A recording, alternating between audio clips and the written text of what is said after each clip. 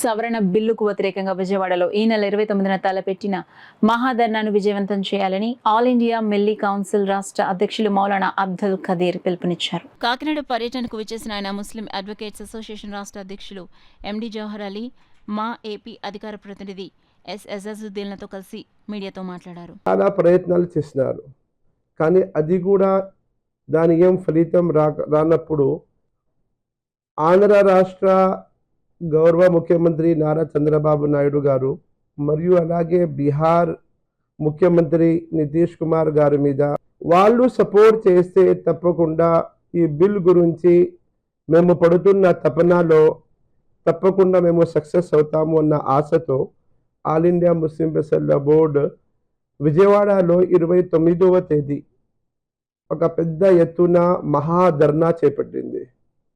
అది కూడా రంజాన్ నెలలో. ఇది గౌరవైన ముఖ్యమంత్రి గారు కూడా అర్థం చేసుకోవాలి.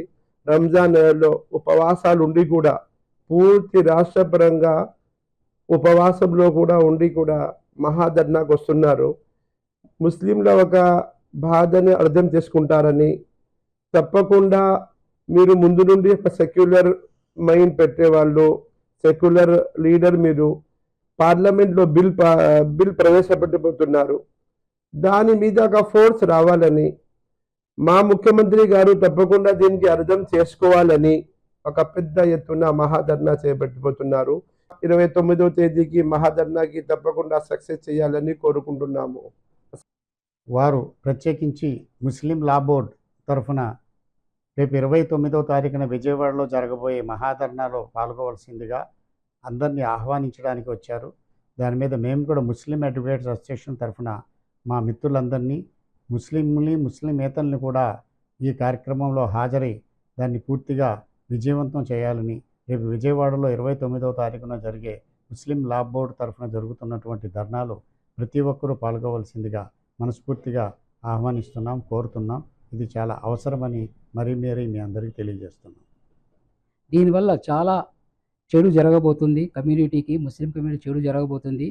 ఆ విషయంలో న్యాయవాదులంతా కూడా తెలుసుకుని ఈ చట్టం జరగడం మంచిది కాదని తెలియజేస్తున్నారు. అయినప్పటికీ రాబోయే పార్లమెంట్ సమావేశంలో ఈ యొక్క సవరణల్ని చట్టరూపం దాల్చేలాగా చూస్తున్నారు.